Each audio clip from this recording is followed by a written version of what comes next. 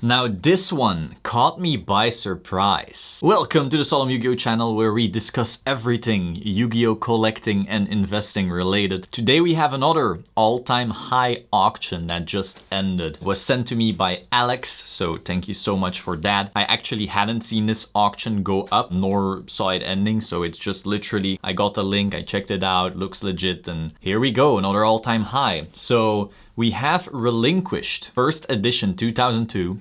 MRL PSA 10 that sold for $1,450. I did not see this coming. I think this summer I was interested in buying this and I think it was up for 200. Correct me if I'm wrong. I remember one being up for sale for buy it now around that price.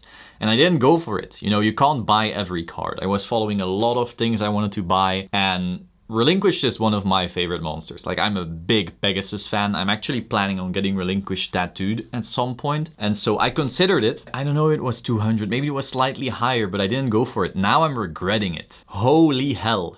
I assumed it would go up. It's still a very iconic monster. It was the villain's monster. It was on the box as well. It wasn't the secret rare in the set, but it was an ultra. I just didn't think it'd go this fast, you know. Like, it is iconic. I am not surprised that this sells for much higher than it was listed back then, but I did not assume it would be this fast. Because now I'm like, oof, for an Ultra 1.4, holy hell. Like, not long ago, the Blue Eyes Toon Dragon, which was the secret, was selling at this price, and it's a form of blue eyes. Very, very surprising to me. Again, I'm not surprised at this price. I'm surprised at how quickly we reached this price. One lucky thing, I guess, is that I did buy a raw one that same time for about 60 and sent it in, and it looked very clean. Whether or not it's a 10, we'll have to see. It was in a batch, I think, in August. Yeah, my August batch, I think, had my Relinquished. That's lucky.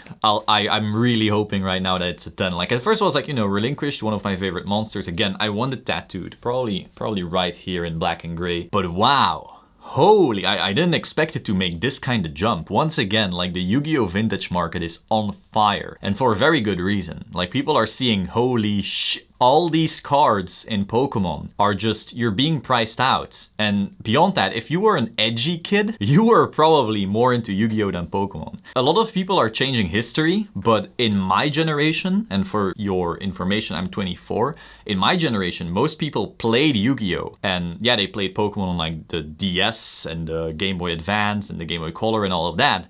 But when it came to playing a trading card game, it was usually Yu-Gi-Oh! And then if you were a bit more edgy, like me, then you were definitely playing Yu-Gi-Oh! Over Pokemon. So there's a huge amount of demand for it. And so now that people are catching on like, hey, Pokemon is selling for that much? What the fuck? And then they go to the other card game that is part of the top 3, the MTG, Pokemon, and Yu-Gi-Oh! They notice, wait, these prices are still relatively low. Like, obviously this is a high price, but in comparison to some of the iconic cards in Pokemon in the first sets, this is cheap.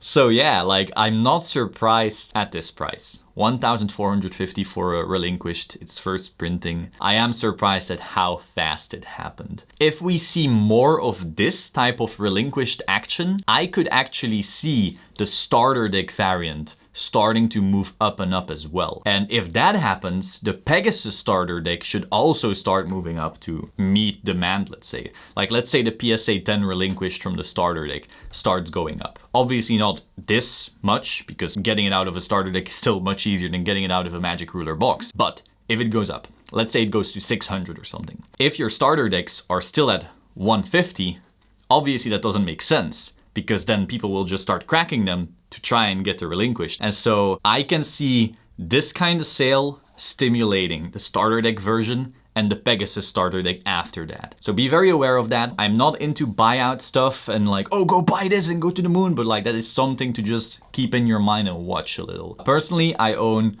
one first edition Pegasus starter deck and one unlimited, so I definitely won't be making much money off this happening. I just wish I could have bought the Magic Ruler Relinquished sooner. Now that it's in this caliber, it's starting to be like, oof, I could buy it at this price, but there's a few Blue Eyes that I could also still buy at this price. Obviously not LOB, but a few Blue Eyes I could still buy at this price that have more future in them because Blue Eyes is essentially our Charizard. So, you know, decisions. Again, you can't buy all the cards, sadly. I wish I could. Maybe in 2015 you could, and if you did, good on you. I didn't. But yeah, this was just my quick update.